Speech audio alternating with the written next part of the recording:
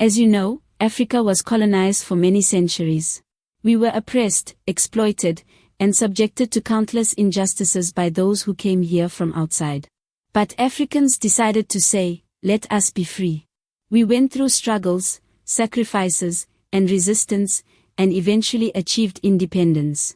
Africa, as they say, was freed. But freedom, as we have experienced, has not always meant true autonomy. Those who colonized us did not entirely let go. In many ways, they continued to control our resources, claim what belongs to us, and influence our affairs, even today.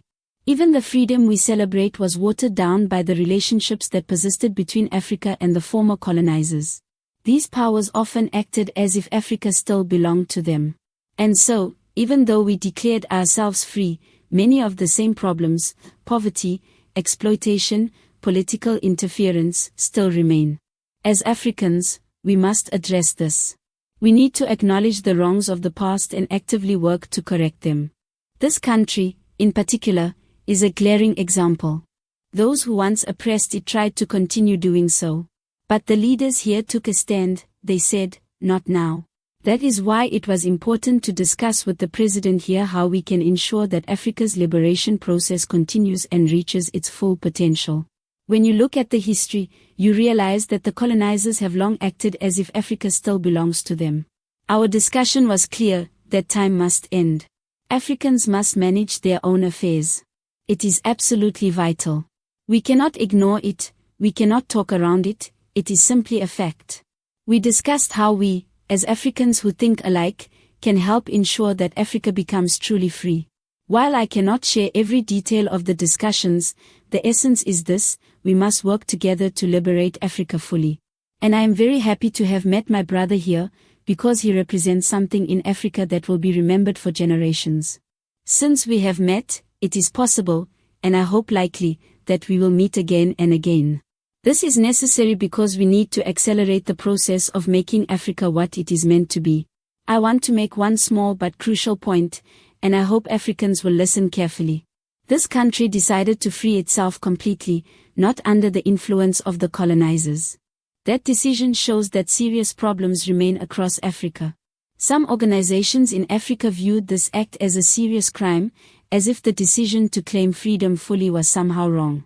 But our brothers here recognize the truth: this country freed itself 100% from the colonizers, and that is significant.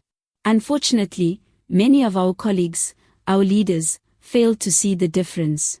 They think this act of freedom is part of a larger scheme orchestrated by the oppressors to influence the type of leaders in power. But this is a misunderstanding, and it highlights the challenges we face. This is the reality we must confront. Africa's liberation is not just about declaring independence.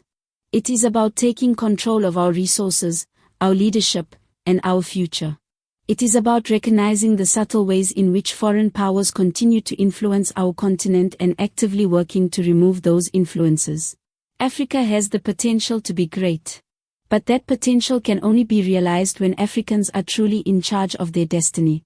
And that is why discussions like these are so important, because we need to understand our history, confront ongoing challenges, and plan for a future where Africa is free, whole, and empowered. In conclusion, our freedom is a work in progress. Independence alone is not enough.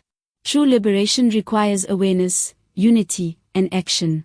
And it is our responsibility, as Africans, to ensure that the promise of freedom is fulfilled for ourselves and for future generations.